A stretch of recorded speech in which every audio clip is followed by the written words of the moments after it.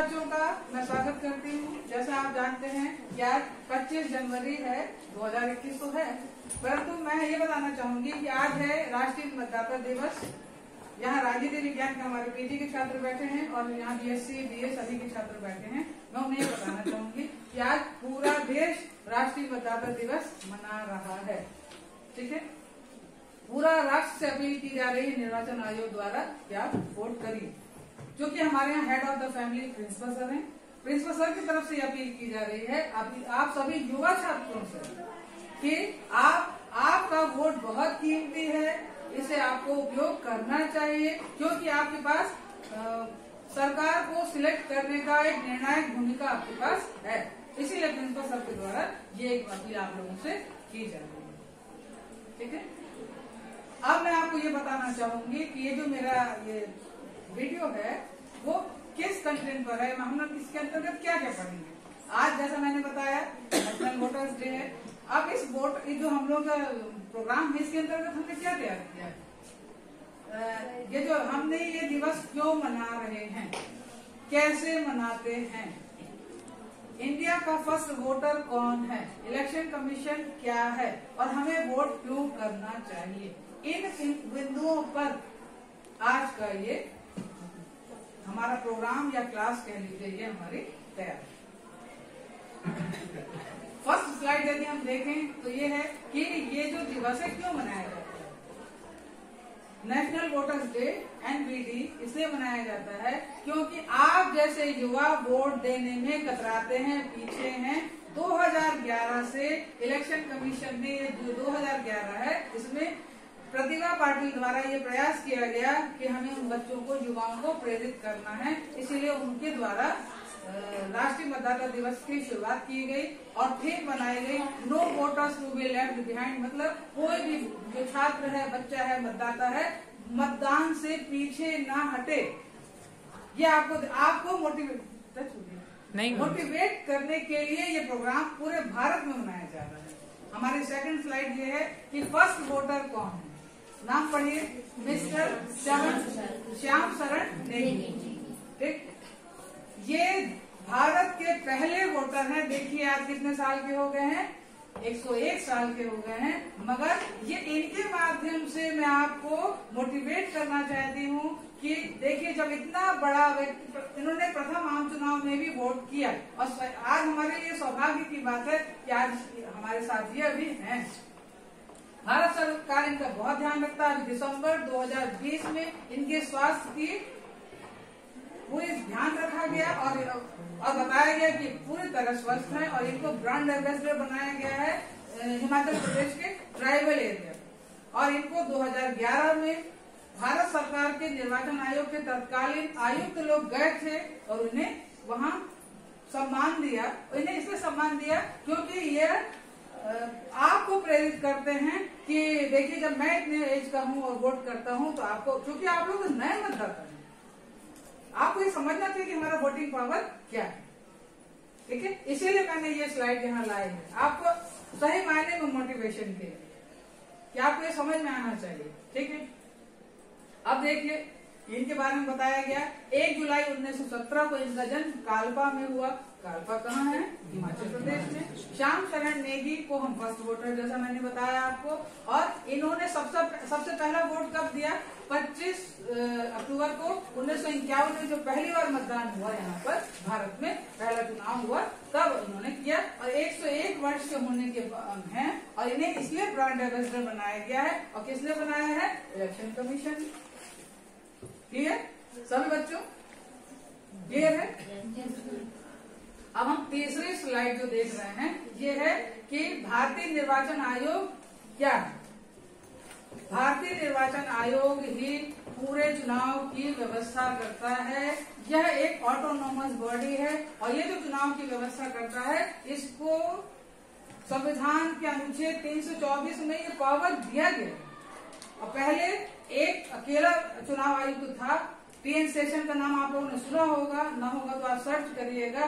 TN session जैसा दबंग व्यक्ति इसमें थे पहले कमिश्नर, फिर उन्होंने उनके कार्यकाल में ही फिर सुधार हुआ और 2 पद और बनाए गए। तो इस समय निर्वाचन आयोग जो हमारा है 3 सदस्यीय निर्वाचन आयोग है। और इसका यदि प्रोटोकॉल देखें तो ये सर्वोच्च न्यायालय के मुख्य न्यायाधीश के बराबर इस पद की अहमियत है। ठीक है, तो निर्वाचन आयोग अपने आप में एक बहुत बड़ी इसकी भूमिका है। और ये इनका कहना है कि देखिए, जैसा मैंने बताया, हाई जुडिशरी है, इनको चुनाव के समय इतना पावर है कि सुपर में से इनको कहला सकते हैं उस समय कि इन्हें इनके अलावा, जैसे बताया है ऑडिटर जनरल, मतलब संविधान में इनको बताया गया है कि आप किन अधिकारों का प्रयोग कर सकते हैं और आपके कार्य में कोई दखलंदाजी नहीं कर सकता, ये प्रावधान है। चौथी स्लाइड है, हमें वोट क्यों करना चाहिए, क्राइटेरिया की वोटिंग क्या है और मेथड्स ऑफ वोटिंग क्या है, हमको मतदान क्यों करना है, क्या तरीके हैं और ये जो है इनका क्राइटेरिया क्या है। मतदान हमें क्यों करना चाहिए, जैसा मैंने पहले बताया कि इलेक्शन बहुत जरूरी प्रक्रिया है। हमें जिस दिन आप वोट देने जाते हैं, या आज आपको गर्व महसूस हो रहा है कि नहीं, मुझे नहीं मालूम, और आज मैं फुल ऑफ एनर्जी में हूँ। क्यों? क्योंकि मुझे लग रहा है मैं इस विषय की भी हूँ, क्यों ना मैं इस विषय पे बच्चों को मोटिवेट करूं। और मैंने ये तरीका क्लास में करके आज पहला प्रयास था कि हम लोग इस तरह करें। और इसमें है कि ये हमारी मनी जैसा है, हमें इसे बहुत सोच समझ के खर्च करना है। और ये हमारा आभूषण है, यदि देखें पैसा तो है ही हमारे लिए बहुत बड़ा, ये हमारे लिए ऐसा आभूषण है, हम भारत के नागरिक बने हमें ये। और जब हम 18 साल के हो जाते हैं तब हमको ये मिलता है। ये ध्यान रखिएगा, भारत में वयस्क मताधिकार पहले 21 वर्ष का, 61वें संविधान संशोधन द्वारा इसको घटा करके 18 वर्ष आयु कर दी। 18 वर्ष का बच्चा वोटिंग पावर क्या होता है वो जानता है। अब है कि हमें वोट हमें कैसे करना है, क्यों करना है। पहले वही 18 वर्ष का नागरिक हो, पागल दिवालिया ना हो, कुछ ऐसा न समझिए कि हम सभी को मिल जाता है वोटिंग पावर। नहीं, वोटिंग पावर के भी अपने नियम हैं। उनको भारत का नागरिक होना चाहिए, 18 वर्ष की उसकी आयु होना चाहिए, और पागल दिवालिया मानसिक रूप से उसकी स्थिति जो है विक्षिप्त नहीं होना चाहिए। क्यों? वो तो कुछ भी कार्य इस तरह की कर सकता है। इसीलिए ये जो चीजें हैं, ये सब योग्यताएं होनी चाहिए। आज आपको अपने आप में बड़ा गर्व महसूस होना चाहिए कि हमारे पास बहुत कुछ है, समझ में आए? ठीक है, तो ये जो चीजें हैं, और हमको जब हम वोट के हम अपना मतदान करते हैं तो एक मतदाता होने के नाते ही हमें होना चाहिए, क्योंकि हम राष्ट्र का निर्माण करते हैं और एक हम निर्णायक भूमिका में होते हैं। क्लियर? स्टैंप रहता है, उसमें आप सील लगा देते हैं। ये है ईवीएम मशीन। ईवीएम का फुल फॉर्म क्या है? Electronic voting machine. हम उससे वोटिंग करते हैं। ठीक है, और मैं आपको एक जानकारी दूं, सबसे पहले ईवीएम मशीन की शुरुआत केरल में हुई थी। क्यों? कोई बता सकता है? केरल चूंकि सबसे साक्षर, केरल राज्य सबसे साक्षर राज्य है, इसीलिए जब ट्रायल किया गया तो केरल में सबसे पहले ईवीएम मशीन का यूज किया गया, उपयोग किया गया, उसका प्रयोग किया गया। और समझ में आए? इसीलिए बैलेट पेपर की जगह आजकल ईवीएम मशीन का उपयोग होता है। और चलिए इसके बाद मैं पूछूंगी कि कितने बच्चे आप लोगों ने अभी कभी वोटिंग की है कि नहीं की। ठीक, अब 5वां है, देखिए ये बहुत जबरदस्त इस बार की थीम है। देखिए, हम सशक्त बने, हम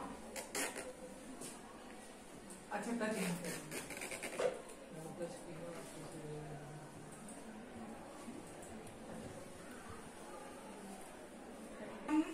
मजबूत रहें, सतर्क रहें, सुरक्षित रहें, जागरूक रहें। इस जागरूक को बड़े ध्यान से देखिएगा, इसमें बहुत कुछ लिखा हुआ, मोबाइल दिखा रहा है। सशक्त तो हम हैं, देखिए बुजुर्ग व्यक्ति है, एक ही व्यक्ति को पूरा करते हुए दिखा रहे हैं। सुरक्षित क्यों रहें? कोरोना काल में भी हमने मतदान किया है, हमने सरकार बनाई है और अपने वोट का प्रयोग किया है। और ये जो मतदाता दिवस हम आज मना रहे हैं, 11वां मतदान दिवस मना रहे हैं, युवाओं को प्रेरित करने के लिए ही किया जा रहा है। और उन्होंने कहा क्योंकि कोरोना काल है, सुरक्षित रहें, सतर्क रहें, जागरूक। जागरूक हम कैसे रहेंगे? मोबाइल का जमाना है, ये देखिए EPIC जो लिखा हुआ है, इस ये जो वोटिंग ये जो है हेल्पलाइन है, 1950 नंबर आप डायल करेंगे तो वो हेल्पलाइन है। और इस पर ये जो आप है ये जो ऐप दिख रहा है, इस ऐप की शुरुआत 1 फरवरी से हो जाएगी। आप मतलब डिजिटल हो जाएगा हर चीज। आप चाहे तो अपना जो मतदाता परिचय पत्र है ऐसा आप निकाल लेंगे। 1 फरवरी से जब आप अप्लाई करेंगे तो आपको आपके मोबाइल। आज एक रेडियो में नया प्रोग्राम शुरू, हेलो वोटर्स के द्वारा भी बहुत जानकारी दी जाए, नए चैनल शुरू हो रहे हैं। और एक और किया जा रहा है, सब मतदाताओं को, खासतौर पर युवा मतदाताओं को प्रेरित करने के लिए नुक्कड़ नाटक, और उसके के द्वारा आपको प्रेरित किया जाएगा। अब ये वृत्तांत कौन सुनाएगा? पहले हमारा फर्स्ट वोटर भी जुड़ सकता है। मैं आप लोगों की बहुत बहुत आभारी हूँ। मैं आभारी हूँ शुभम की और निशिकांत की। इन बच्चों ने कहा था कि मैडम इसे आप पावर प्रेजेंटेशन में करिए। मैं पूरा श्रेय इन बच्चों को देती हूँ। बहुत बहुत थैंक्स आपको। ओके, सबसे बड़ी बात, ये मेरी लाइफ का पहला प्रेजेंटेशन था। मैं नहीं जानती, फुल ऑफ कॉन्फिडेंस, मुझे तो ऐसा लग रहा था कि मैं हूँ, मगर ये बच्चों का साथ मुझे अच्छा